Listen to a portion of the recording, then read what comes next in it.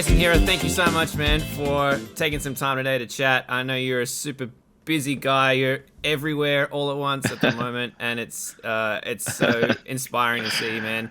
So Thanks, I man. really appreciate it. Thanks, man. Thanks for inviting me on your Of- channel. Yeah, dude, of course, man. You're just like, you seem to be across so many amazing gigs at the moment. Obviously, like Australian Idol. You're out with Tina Arena at the moment, as well as like writing and releasing your own music, not only as a drummer, but like a vocalist and like front person as well.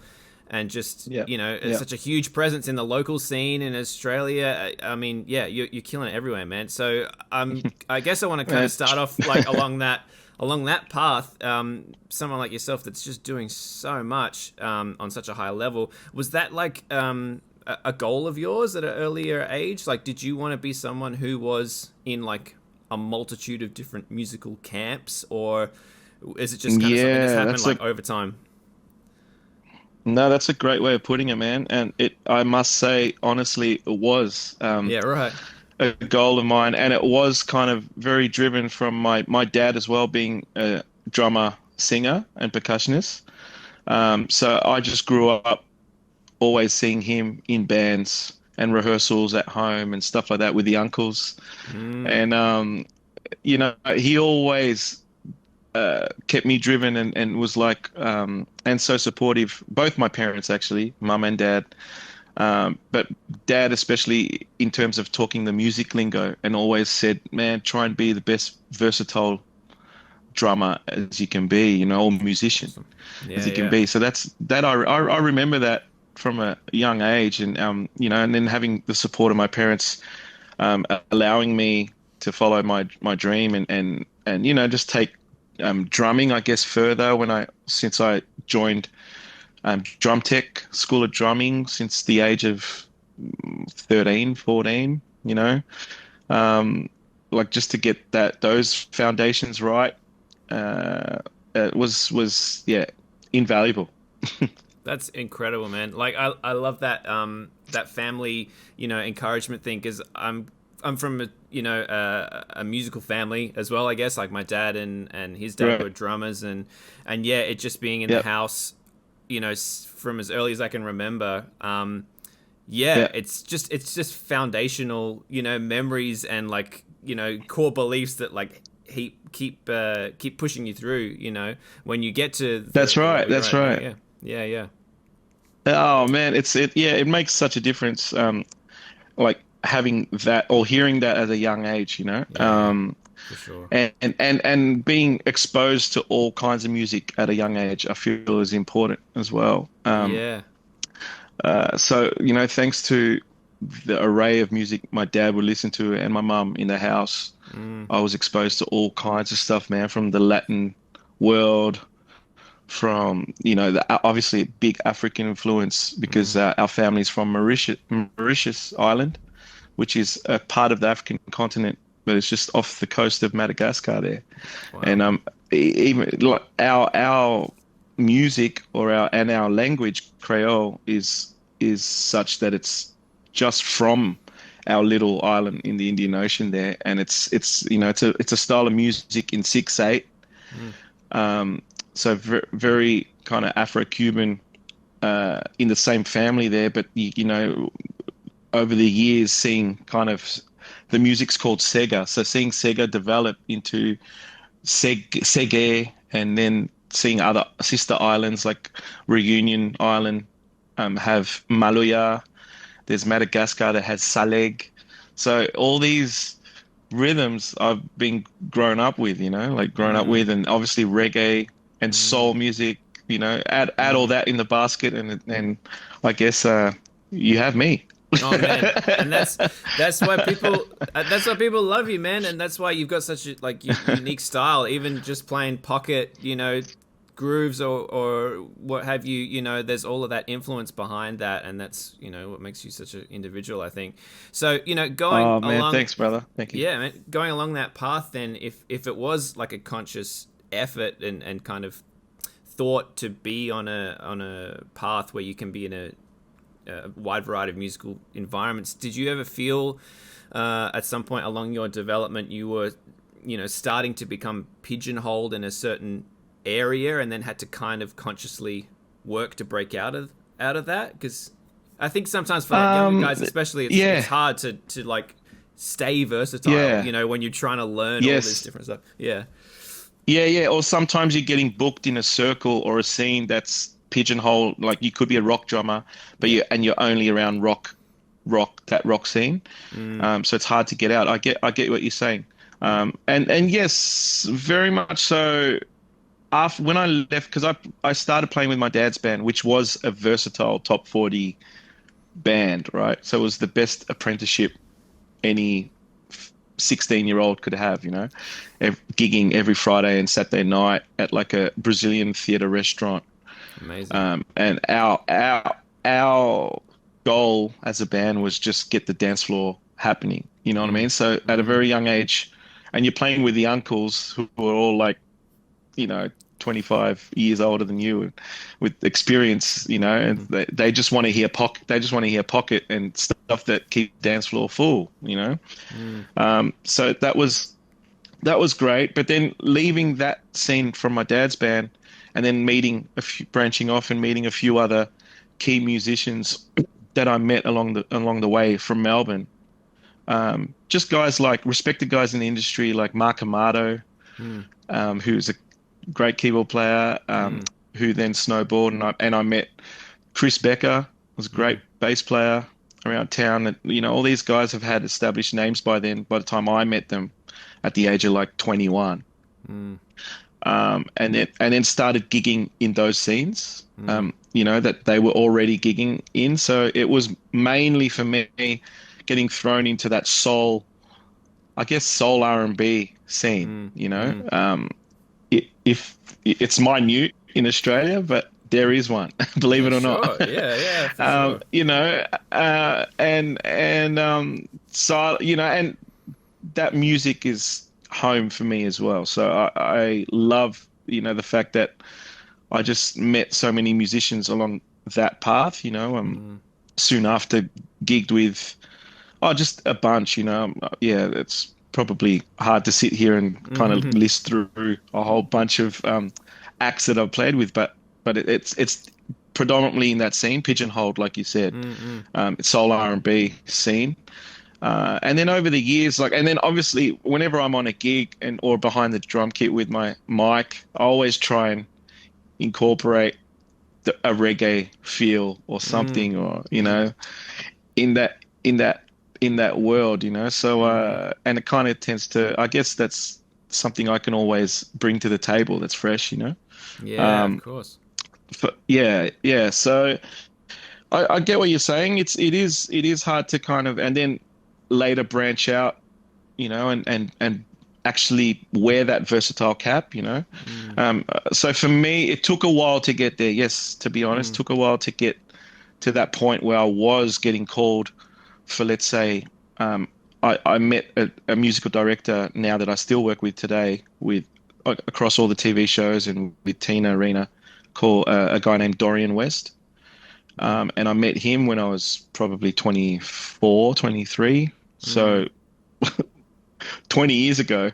Yeah. Uh, and and ever since, it's been great having him in my or being part of his journey as well, because obviously TV work, all of a sudden that's when you have to, yeah, you're playing a bloody Matchbox 20 track to like Pink, to Yeah. like Led Zeppelin, to Yeah. like anything, you know what I mean? So, and then you're very quickly learning. Sometimes I'm thrown into like this big band situation and I'm not really, never been known as that, but I love, laying that down too, and Yeah. learning it, the challenges, learn real quick.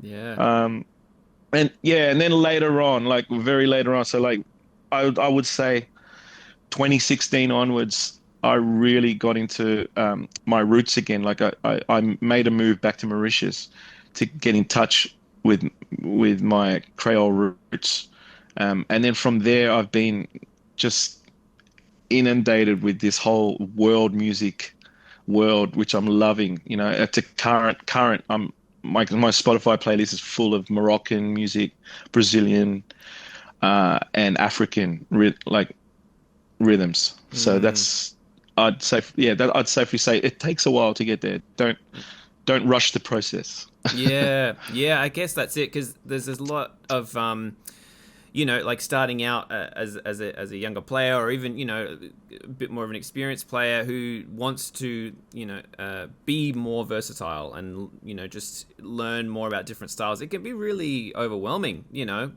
but I think that's a really important thing to remember, just like you said, like just to not rush it, because the things take time, and you don't really want to be someone who just skims the surface of stuff just to get a few grooves and chops in a certain vibe. Under your belt. And then, I mean, that can help in in some certain situations, but if you I think you can really tell those guys like yourself who are playing on the big TV gigs, and when it's a power rock thing, you want to have that authenticity, and when it's like an R&B thing, you want it to have that authenticity, and you certainly that's right, project that on the gig. So it's great, man.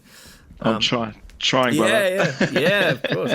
So, speaking of that, like, I think a lot of people, obviously saw you play on Australian Idol, and I think it's a bit of a dream gig for a lot of drummers to have that kind of, or any musician really, to have that kind of platform, playing super high level, to a large audience, and just putting it all out there.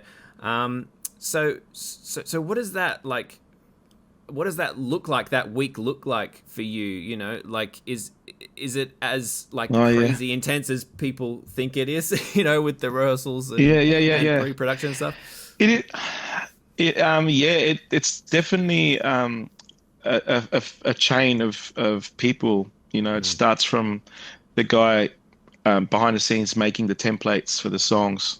Well, it starts with music producers of the shows, and then it goes to some guy doing the templates, and then from that it's all clicked to click track, and then it goes to people that do all the charts for the band. So it's just like down the chain, and it's like and all these decisions are getting done real quick.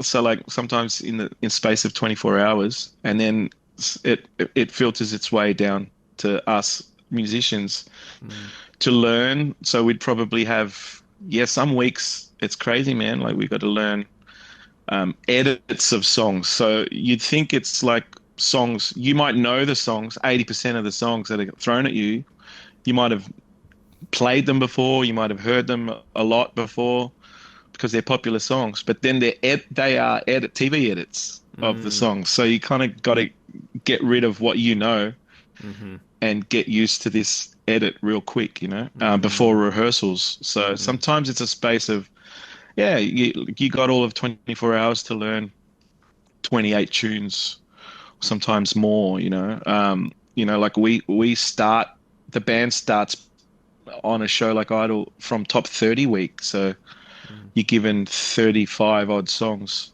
snippets of songs to learn at rehearsal. We try and smash all that in 2 rehearsals. Wow. So like 2 days. And it's great, man. It's great. I mean, it's just awesome having that confidence in the guy next to you, and just knowing everyone in that band is like weapons, and there's a reason why they're there as well. They're called upon the gig because they're good with sounds and quick learners. Not only reading the dots, they can feel stuff. So mad respects to that lineup, to that band, and I guess the musical director Dorian, who puts it all together. We're pretty much blinked, and we're going into our 4th year of Idol. How did that happen? Yeah, it's great. It's so cool, because I think like that's like you touched on some like key skill sets that really have got nothing to do with how well you can play your instrument, really. Like people like you say, like choose sounds really quickly and kind of know how to perform in the TV environment and Yeah, learn yeah, songs really quickly and all this extra stuff that yeah. it's like vital to being be able to An all-round succeed. musician. Yeah. Yeah, and succeed in that environment. So it's a pretty specialized skill set that you need to be able to do that. But an essential one Yeah. to be able to pull it off in the tight time frames that you have, I guess. And then still be able to Yeah, like yeah, yeah. play your butt off as well. Like when you get to all the end of that, it's like, right, I'm still gonna play, all this. Yeah, yeah, Yeah. you still got to play. Exactly. Yeah. Yeah. I mean, look, and although I mentioned earlier that I did some years at Drum Tech School of Drumming, and that was my um first experience of reading notation, right? Drumming. Mm. Because before that, I was always from the age of 9 years old playing drums in church or jamming with my dad's band and stuff. It's just been by ear, right? Mm. Um, and then starting with my first drum teacher, John Corniola. Shout out to John. Great. Yeah. Yeah. Yeah. um, uh, who really that was when he got me at an age where I was really wanting, to to learn notation just to kind of have it under my belt, but now I'm 42 or 42 years old. I'm just like, I'm no sight reader, Mm. to be honest. You're right. Mm. I'm no sight reader. So, but I can definitely, and this is what gets me out of jail card each time, like Mm. if I'm thrown in a TV, on a TV gig where there's notation and the whole band has to stick to this arrangement, that's where at least I can still speak that lingo and just have it there just for like reminders, like kick pattern reminders are important for the verses to choruses, certain accents, and then, obviously scribble on your chart to make it so you can understand it. Yeah.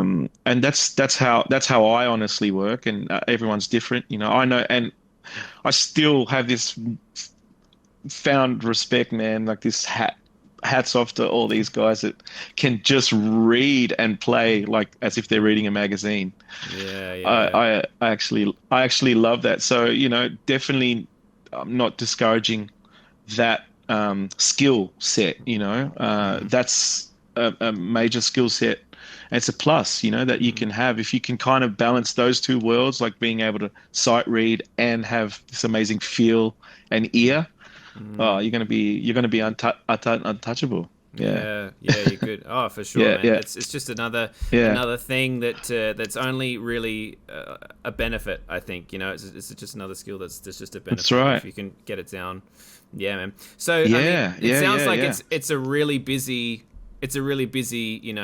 schedule when you're doing the idle weeks and at the moment Yeah, you're out on tour as well with Tina Arena, which is yeah, an awesome gig as well. So you're a yeah. busy guy, right? So how do you balance that? Like, how do you balance being Yeah. so busy and your family life as well, or friends life, like being Yeah, away? Like, how yeah, does that work? exactly. Yeah, being away a lot, definitely hinders on family life, and it is constantly a balancing act.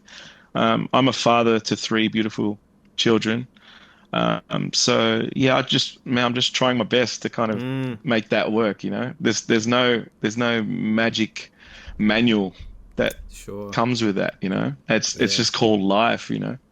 And Yeah. you just try and do the best as a human being, and take on all the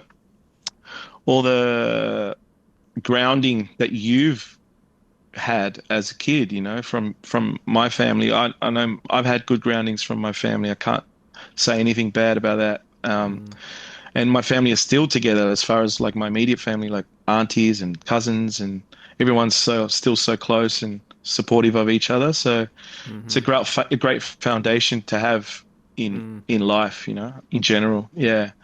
Yeah. But yeah, it gets busy. It gets busy. I mean, it's very like my hours are all over the shop. Like there's no real 9 to 5 job doing what we do, you know. Mm.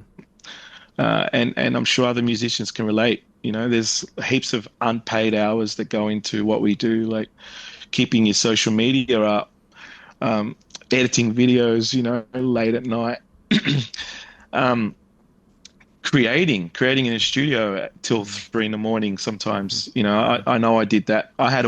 We had 1 week off tour at home just recently, and I had probably 3 nights of that where I was shutting the studio down at 3 a.m. Um, just because, and you know, I got in there at 8:30, you Mm. know, at night, and it's just like that's my time. Was quiet, you know. Mm.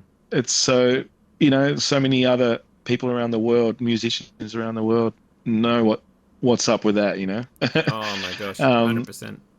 yeah, exactly, and it's you don't, yeah, we don't choose this life. I think it chooses us, and it's like um, you. That's when you really find out the difference between who's passionate about it and who's just here to do it and experience it as a hobby, maybe, you know.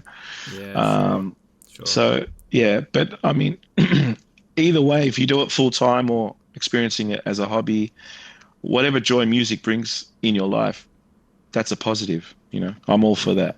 Yeah. Oh my gosh. Yeah, yeah, Absolutely. I mean, and I yeah, think that's right. yeah, Like yeah, having your family history with being, yeah, musicians as well.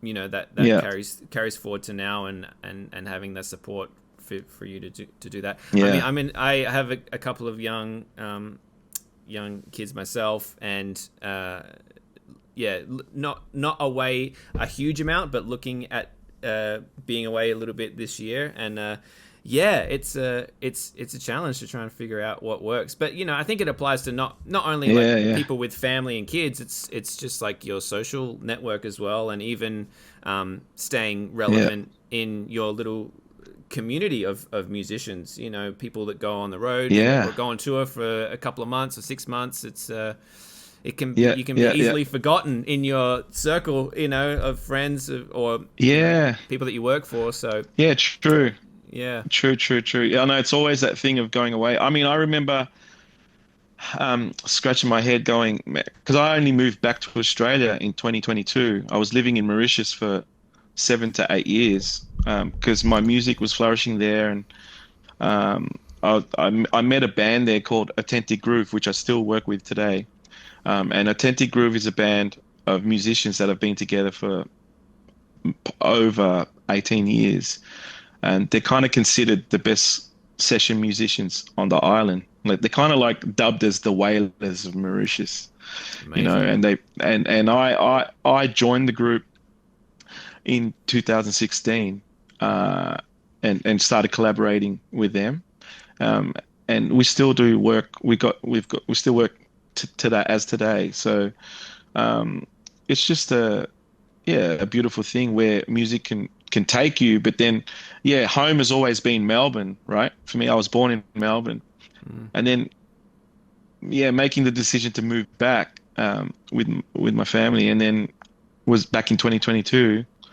Was like, oh man, have I lost all my gigs, or you know, Yeah, sure. like yeah, do I have to, yeah, do I have to make all the networks back again? And man, it's funny, you know, you just gotta have faith in the higher power, you know, in something.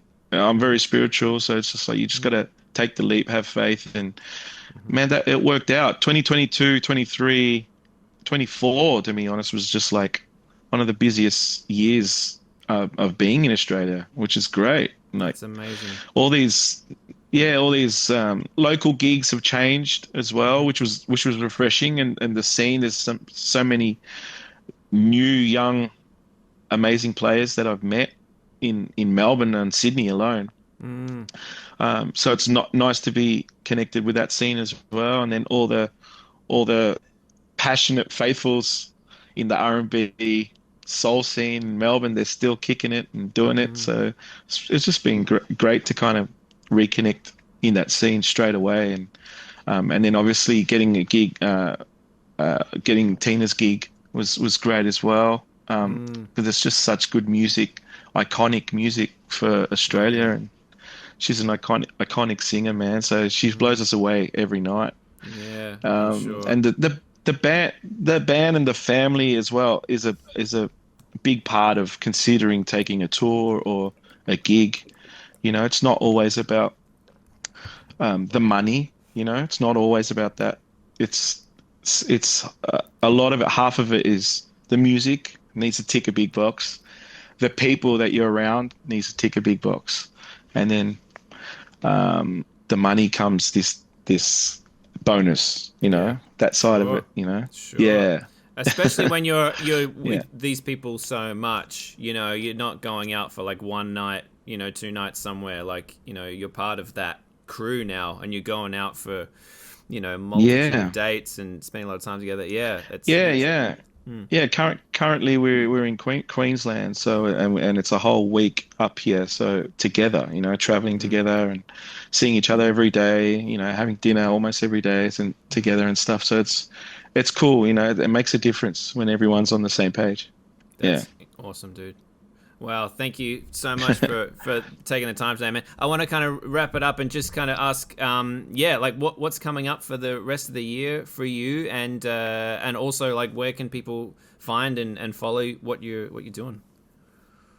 Yeah, yeah, please do. I mean, my music online, my original music online starts from a band that I was in way back in 2011 called Electric Empire. So you can find remnants of Electric Empire, which Amazing. is more a real throwback to 70s soul, late 70s soul music.